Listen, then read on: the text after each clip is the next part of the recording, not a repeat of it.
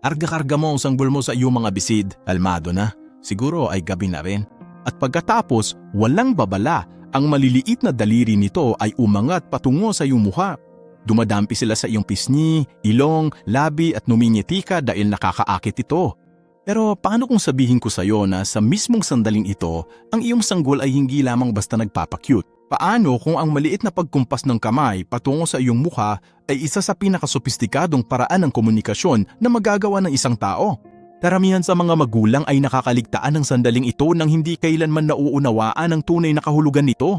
Ngayon ay ating idedekod ang isang bagay na nangyayari ng milyong-milyong beses sa isang araw sa mga tahanan sa buong mundo at halos hindi kailanman tunay na mauunawaan. Sa pagtatapos ng videong ito, titingnan mo ang iyong sanggol sa ibang pananaw at hindi mo hahayaang lumipas ang kahit isa sa mga sandaling ito nang hindi nakikilala ang tunay nitong halaga. Ito ay isang bagay na kamakailan lamang lubos na naunawaan ng mga mananaliksik. Hindi pasibo ang mga sanggol. Hindi ito mga blankong pisara na naghihintay na mapunan mula sa sandali ng kanilang kapamanakan at kahit bago pa man sila ay nag-uusap. Pero hindi sa mga salita, hindi sa mga kilos tulad ng sa mga matatanda. Gumagamit sila ng isang bagay na mas luma, isang bagay na mas malalim, isang bagay na nakaugat na sa utak ng tao sa antas na higit pa sa wika. Ginagamit nila ang kanilang katawan, kamay, mukha at mata. At isa sa mga pinakamakapangyarihang sinyales sa lahat ng di nakikitang wikang ito, isa sa mga pinaka-emosyonal na kilos na magagawa ng isang sanggol ay ang pag-abot sa iyong mukha. Kaya bakit ginagawa iyon ng mga sanggol? Ano ba talaga yung gusto nilang sabihin? At anong nangyayari sa kanilang umuunlad na utak sa mismong sandaling iyon? Simulan natin sa simula. Sa mga unang ilang linggo ng buhay, malabo ang paningin ng isang bagong silang na sanggol. Nakikita niya yung mga hugis, kontraste at galaw. Ngunit isang bagay, halos labis na nahuhumaling ang agad na nakaakit sa kanyang isipan simula pa noong mga unang oras ng kanyang buhay. Ang mukha ng tao. Hindi ito nagkataon, kundi biyolohiya. May isang rehiyon sa utak ng tao na tinatawag na fusiform face area. Kahit sa mga bagong silang na sanggol, ang bahaging ito ay nagpapakita ng kagustuhang pag-aktibo bilang tugon sa muka. Nangangahulugan ito na literal na iba ang pag-iilaw ng utak ng iyong sanggol kapag nakakakita sila ng muka kumpara sa halos lahat ng bagay sa mundo. Ang mga muka ay sumisimbolong ng kaligtasan. Ang mga muka ay nangangahulugang pagkain. Ang mga muka ay sumisimbolo sa emosyonal, physiological at neurological na regulasyon. Ang iyong muka, sa partikular, ang pinakamahalagang pampasigla sa buong kapaligiran ng iyong sanggol. Pero narito ang hindi napapansin ng karamihan sa mga magulang. Hindi lang ito tungkol sa nakikita ang iyong mukha, kundi tungkol din ito sa paunawa dito. Mula sa mga unang linggo, pinag-aaralan na ng mga sanggol ang iyong muka. Inililista nila ang iyong mga ekspresyon. Natututo silang basahin ka, natututunan nila ang ibig sabihin ng iyong nakataas na kilay, ng iyong naninigas na labi at ng iyong malambot na mga mata. Hindi ito isang bagay na itinuro sa kanila. Ito ay isang bagay na ginawa para sa kanila at ang pag-abot sa iyong mukha ay hindi basta-basta. Ang sanggol mo ang sumusubok na tulayin ng agwat sa pagitan ng pagmamasid sa iyo at tunay na pagkilala sa iyo. Isipin kung ano ang ibig sabihin ng abutin ng isang bagay. Para sa isang nasa hustong gulang, simple lang ito. Ngunit para sa isang sanggol, lalo na sa mga unang buwan nito, ang pag-abot ng kamay ay kumakatawan sa isang malaking kasanayang motor at kognitibo. Para maabot ang iyong muka, dapat subaybayan ng iyong sanggol ang iyong muka, kalkulahin ang distansya, i-coordinate ang mga galaw ng balikat, braso, pulso at daliri, panatilihin ang atensyon at intensyon sa loob ng ilang segundo at pagkatapos ay magtatag ng pagkakadikit. Hindi ito isang basta-basta na paggalaw, ito ay isang pag-uugali na nakatuon sa layunin. Ang sanggol mo ang gagawa ng desisyon. At anong pipili nga? Ikaw, ang iyong mukha, ang iyong partikular, pamilyar at hindi mapapalitan na mukha. Ngunit ito ay nagiging mas kawiwiwili dahil depende sa edad ng iyong sanggol, ang dahilan sa likod ng kilos na ito ay nagbabago. At ang bawat dahilan ay nagpapakita ng pakaiba at napakahalagang bagay tungkol sa kanilang emosyonal at kalagayang pangkaunlaran. Hayaan mong gabayan kita sa mga hakbang. Sa unang 2 hanggang 3 buwan, kapag inabot ng iyong sanggol ang iyong muka, pangunahin na niyang ginagawa ang tinatawag ng mga mananaliksik na proximity seeking. Hindi pa lubos na nauunawaan ng iyong sanggol ang tungkol sa permanenteng katangian ng isang bagay, ang ideya na ang mga bagay ay patuloy na umiiral kahit hindi nakikita. Kaya kapag malapit ka lang para mahawakan, may nagagawang napakasimpleng bagay ang sanggol mo. Kinukonfirma nito na totoo ka, na nandito ka, na matatag ka, Ang paghipo ang pinakamatandang pandama. Nauunlad dito bago ang panining, bago ang pandinig at bago pa ang panlasa. At para sa isang napakabatang sanggol, ang paghawak sa iyong muka ay isang paraan ng pagsasabing nabubuhay ka, malakas ka, akin ka. May kahangahangang nangyayari rin sa antas ng neurological sa mga sandaling ito. Kapag hinawakan ng iyong sanggol ang iyong muka, isang sunod-sunod na neurochemical na pangyayari ang nangyayari sa iyong dalawang utak ng sabay. Sa utak ng iyong sanggol, ang pagdikit ay nagpapasigla sa paglabas ng oxytocin na kadalasang tinatawag na bonding hormone, bagamat ito ay medyo simple at reduktibo na paglalarawan. Ang oxytocin ay may papel sa kumpiyansa, pagkilala sa lipunan at regulasyon ng stress at takot. At sa utak mo, ganon din ang nangyayari. Ang maliit na kamay na nasa iyong pisngi ay isang 200 na biological na pangyayari. Hindi lang ikaw ang apektado. Ikaw rin ang konektado sa anak mo.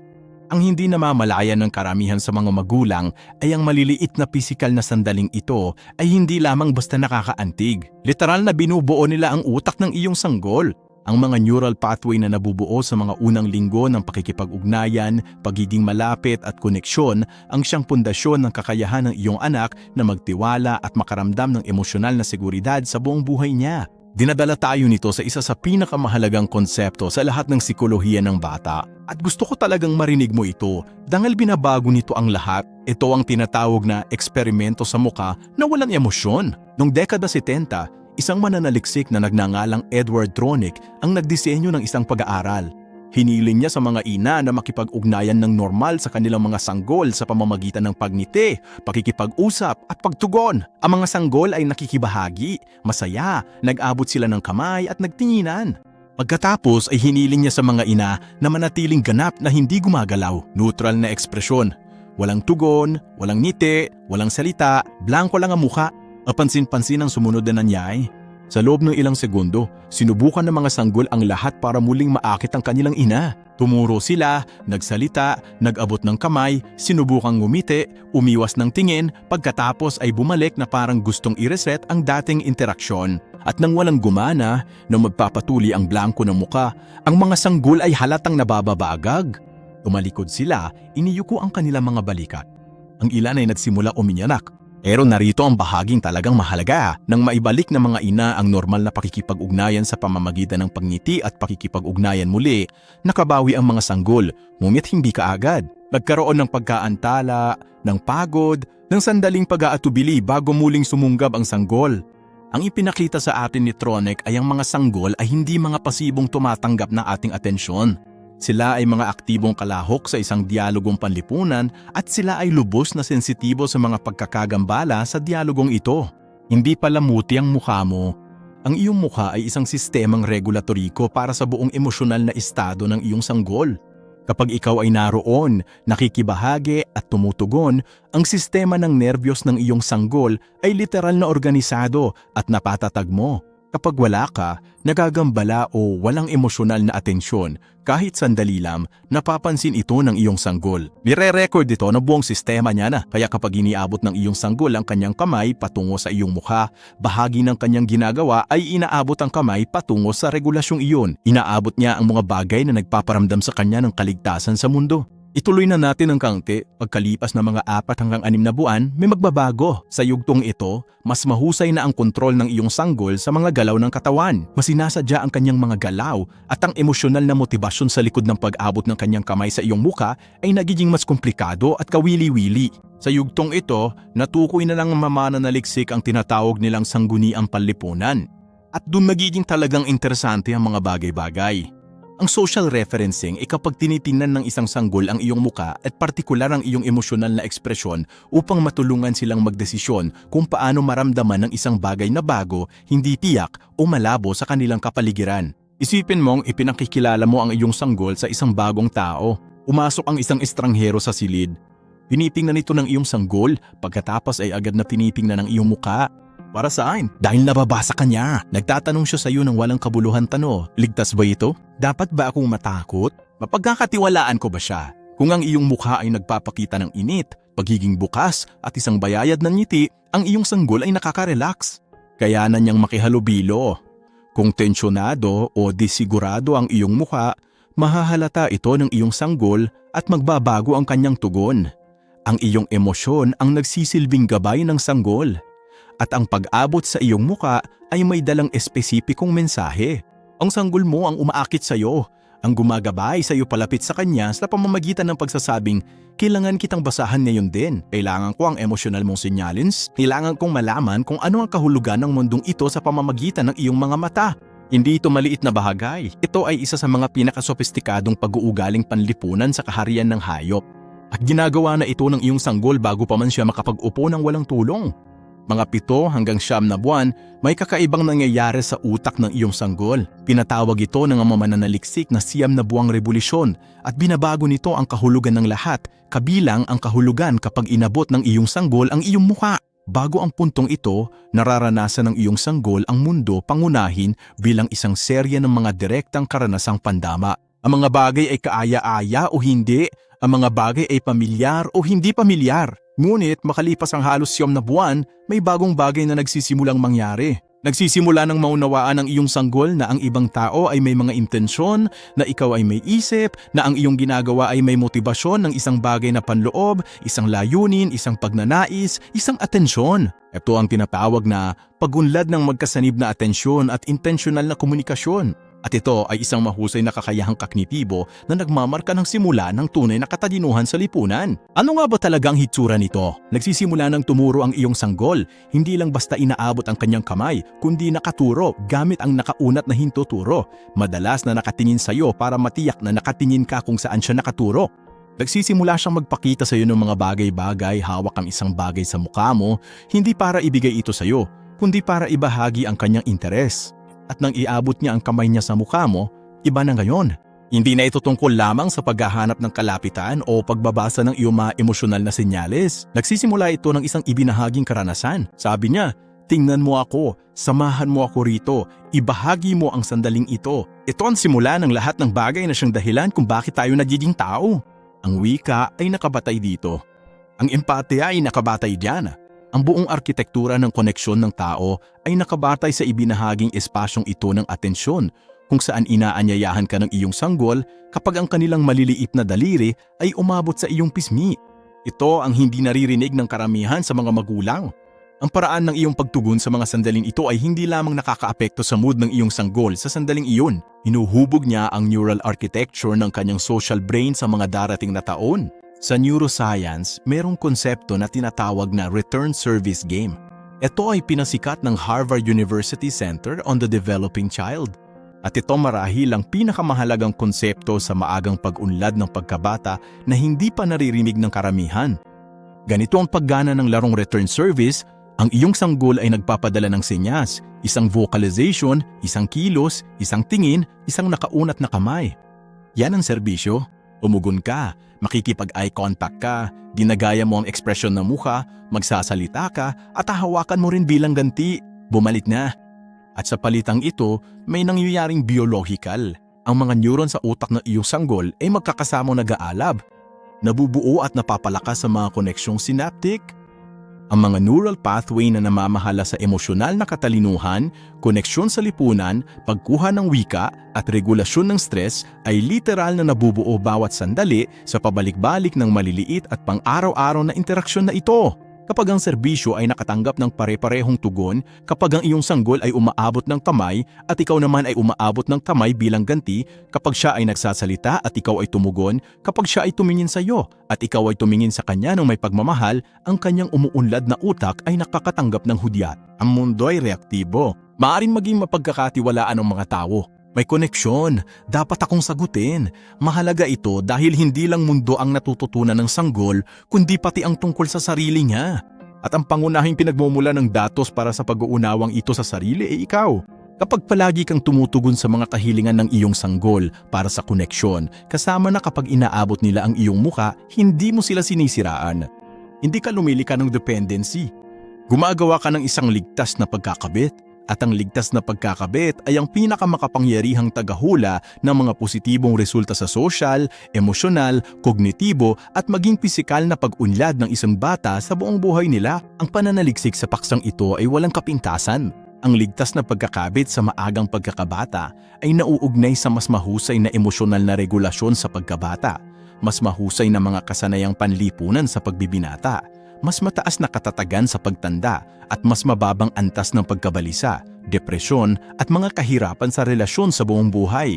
Ang lahat ng ito ay nabuo sa mga sandaling asing-liit ng pag-abot ng isang sanggol sa isang muka at pag-abot naman ng isang magulang bilang ganti.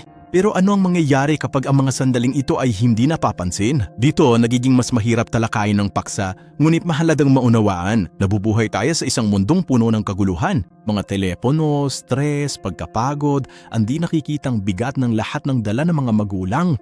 At kung minsan, madalas, pisikal natin kasama ang ating mga sanggol, ngunit emosyonal sa ibang lugar. Tumitingin tayo sa screen, sinusuri natin sa isip ang isang listahan ng mga dapat gawin. Ipinapakita natin sa wika ng karanasan ng walang emosyong muka, isang hungkag na muka nang hindi natin namamalayan. At narito ang hindi namamalayan ng karamihan sa mga magulang. Mararamdaman ito ng mga sanggol, hindi sa paraang hinuhusgahan ka, hindi nang may paninisi, kundi nang may lubos na pagkamaramdamin. Kapag inabot ng sanggol ang mukha mo at nakitang wala ka sa sarili, hindi galit, hindi wala, nasa ibang lugar lang, nararamdaman din iyon ng sanggol. Maaring niyang subukan muli. Maaari niyang subukang humiling ng isa pang koneksyon at kung mauulit ang padron, ito ay iaangkop. Ang pag-aangkop sa maagang pagkabata ay hindi neutral. Kapag paulit-ulit na natutuklasan ng mga sanggol na ang kanilang mga kahilingan para sa koneksyon ay hindi nasasagot, natututo silang mas konting mangilangan, mas konting maghintay at lumayo.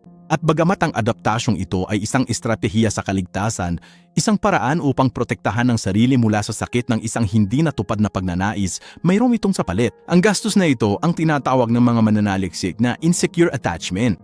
At sa iba't ibang anyo nito, balisa, umiiwas, magulo, kinakatawan nito ang isang sistemang nerbyoso na natuto na ang koneksyon ay hindi mahuhulaan, hindi ligtas o hindi magagamit. At ngayon, narito ang pinakamahalaga. Hindi ito usapin ang pagiging perpekto, hindi talaga. Ipinapakita ng sariling pananaliksik ni Edtronica na halos 70% ng mga oras ay hindi nauunawaan o napagkakamala ng mga magulang ang mga senyales ng kanilang sanggol. 70% at ang mga sanggol na mga di perpekto, nagagambala at kung minsan ay walang emosyong mga magulang na ito ay nagkakaroon pa rin ng isang ligtas na pagkakabit basta't mangyari ang pagkukumpuni, basta't mapapansin ng magulang ang pagkakahiwalay at babalik ng may mainit at maingat na pag-iingat na may mukha na nagsasabing nakikita kita, narito ako, bumalik na ako. Ang pagkukumpuni ay hindi isang pagkabigong dapat bawiin. Ang pagkukumpuni ay bahagi ng pagtuturo. May ipinapakita siyang mahalagang bagay sa iyong sanggol. Maaring mawala ang koneksyon at may balik ito. Ang aral na ito na natutunan sa maagang pagkabata ay nagiging isa sa mga pinakamatatag na asanayang emosyonal na maaaring dalhin ng isang tao sa buong buhay nila. Balikan natin ang mismong muka dahil may isa pang patong dito na talagang nakakaakit sa akin. Sa mga 10 hanggang 14 na buwan, ang paghawak sa mukha ay nagkakaroon ng ibang dimensyon. At ito ay nag-ugat sa isang bagay na tinatawag ng mga neuroscientist na mirror neurons. Ang mga mirror neuron ay isang uri ng mga selula ng utak na hindi lamang nag-a-activate kapag nagsasagawa ka ng isang aksyon, punti pati na rin kapag noo-obserbahan mo ang ibang taong nagsasagawa nito. Sila ang neural na batayan ng empatya. Ganito mo mararamdaman ang nararamdaman ng ibang tao, kung paano ka mapapangiti kapag may nakikita kang nasasaktan, kung paano ka mapapangiti nang hindi sinasadya kapag may mumingiti sa'yo. Ang mga sanggol ay pinapanganak na may aktibo ng version ng sistemang ito, ngunit sa ikalawang kalahati ng unang taon, habang sinisimula ng prefrontal cortex ang mahabang proseso ng pag-unlad nito, ang mga mirror neural network ay nagiging mas sopistikado. At narito ang ibig sabihin niyan para sa paghawak sa mukha. Kapag hinahawakan ng sanggol ang mukha, labi, ilong at mata mo, hindi lang ito paggalugad sa bagay. Pinagahambin niya ang mukha mo sa sarili ng pakiramdam. Sa pamamagitan ng paggalugad gamit ang pandamdam at pag-activate ng mga mirror neuron, nabubuo niya ang pag-unawa sa mga mukha, kabilang ang sa kanya na siyang unang pundasyon ng kamalayan sa sarili. Sa unang pagkakataon na makilala ng isang paslit ang kanilang sarili sa salamin, ang sandaling ito ng pagkamangha, pagkalito at bagong pagkilala ay nabuo sa libu-libong na unang sandali ng paggalugad sa mukha, sa maliliit na kamay na inabot at sinubaybayan ang mga balangkas na mga mukhang kanilang minamahal. Itinuro ng iyong mukha sa iyong sanggol kung ano ang isang mukha. Itinuro ng iyong mga ekspresyon sa iyong sanggol kung ano ang kahulugan ng mga damdamin. Ang iyong pagtugon ay nagturo sa iyong sanggol na ang mga nararamdaman ay karapat-dapat ipahayag. Hindi ka lamang tagapag-alaga ng iyong sanggol. Ikaw ang una at pinakamahalagang guro niya kung ano ang ibig sabihin ng pagiging isang tao. May isang konsepto na nais kong iwan sa iyo bilang isang pamana. Dahil sa palagay ko, ito ay isa sa pinakamagandang ideya sa lahat ng psikolohiyang pangkaunlaran. Itong tinatawag na suportadong kapaligiran. Ang terminong ito ay likha ng British pediatrician at psychoanalyst na si Donald Winnicott. At ang ibig niyang sabihin ay hindi lang basta kumapit ng pisikal, kahit na bahagi iyon ng sitwasyon. Ang ibig niyang sabihin ay ang buong emosyonal na kapaligirang nililikha ng isang tagapag-alaga sa paligid ng isang sanggol. Koherensya, pag-uugnay-ugnay, ang kahandaang dumalo, tumugon, tanggapin ang pagkabalisan ng sanggol at magbigay ng isang bagay na mas kalmado at mas kontrolado. Sikat na isinulat ni Winnicott na walang tinatawag na sanggol, ibig sabihin ay hindi mo maaaring pag-aralan o unawain ang isang sanggol ng mag-isa dahil ang isang sanggol at ang tagapag-alaga nito ay bumubuo sa iisang sistema. Hindi mo sila maaaring paghiwalayin. Ang sanggol ay umiiral sa loob ng relasyon. Ang relasyon ay ang kapaligiran. Ang kapaligiran ay lahat. Kapag inaabot ng iyong sanggol ang iyong muka, inaabot niya ang kapaligirang iyon. Sinusubukan niya ito, ginalugad niya ito at tinutuklas ang mga limitasyon nito sa loob nito. At sa tuwing sasalubungin mo ang kilos na ito, sa tuwing titingala ka mula sa iyong ginagawa, sa tuwing hahayaan mong dumampi ang kanyang maliliit na daliri sa iyong pisngi, sa tuwing palalambot mo ang iyong muka at sasabihin ng buong katawan mo, nandito ako, nakikita kita, mahalaga ka. Ikaw ang bumubuo ng kapaligirang ito. Ikaw ang bumubuo ng sumusuportang espasyo. Ikaw ang bumubuo ng isang tao. Kaya sa susunod na abutin ng iyong sanggol ang iyong muka at maaaring mangyari ito ngayong gabi, marahil bukas ng umaga, sa mahinang liwanag bago magsimula ang araw, inaanyayahan kitang huminto sandali. Huwag hayaang mangyari ito at hindi na lang hamunin. Maging naroon para dyan ng lubusan dahil ang maliit na kamay na yan ay hindi basta-basta. Ang kilos na ito ay hindi lamang isang simpleng likas na ugali. Ito ay ang iyong sanggol na nasa sukdulan ng kanyang kakayahan makipag-usap ng walang salita na umaabot sa iyo gamit ang lahat ng kanyang makakaya. Sabi niya, kilala kita, kailangan kita, nagtitiwala ko sa iyo, ikaw ang buong mundo ko ngayon. At may pagkakataon kang maging ang lumalapit din sa akin. Hindi ito maliit na bagay. Ito marahil ang pinakamahalagang bagay sa lahat. Huwag kalimutang mag-subscribe sa aking YouTube channel para makatuklas ng mas marami pang content na katulad nito.